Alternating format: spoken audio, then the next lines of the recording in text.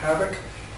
That's the thing. That's where Shepherd becomes very, very sympathetic, because he looks around and says, "Hey, we're not going to let anybody fall through the cracks." To use modern terms, we're not going to let them fall through the cracks here. But the economic cycle and how it affects people, this creates tensions. And then I stopped my chapter short of the emergence of the Cambridge Baptist. But if I were to go beyond 1650, it's quite striking that the president of Harvard College, Henry Dunster, becomes a Baptist and stands up at First Church and Cambridge and says, "Hey, I can't bring I'm different from you guys now." And there's quite a bit of anger actually about that in the town.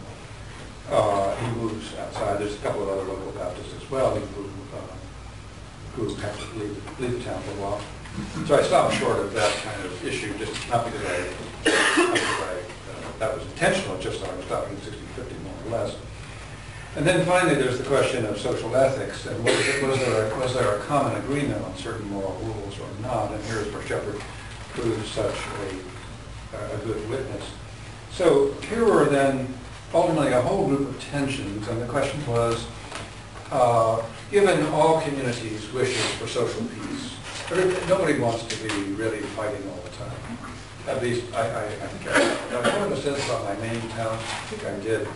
I live in a little fraction of a little town, and the disputes over a foot of land, a dock, unbelievable.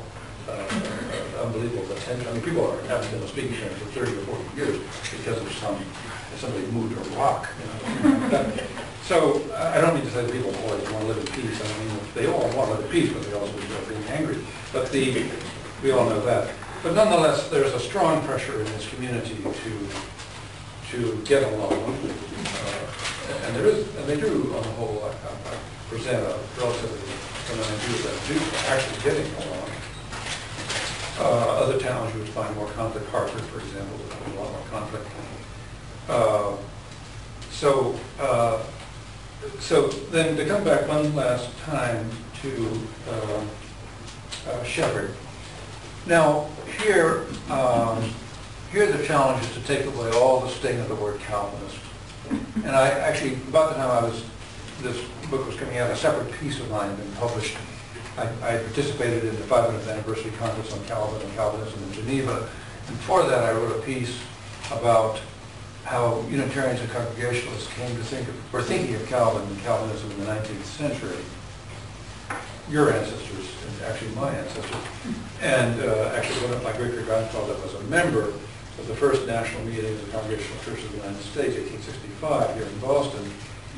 And so, can I just tell you that story from how I concluded, because it bears back on the book. So, congregations in Minnesota, they're all very, of course, they hope to expand and take advantage of the new nation, the new facilities, the railroad, and that sort of thing. And they were expanding. Been in Ohio, of course, Illinois for a long time.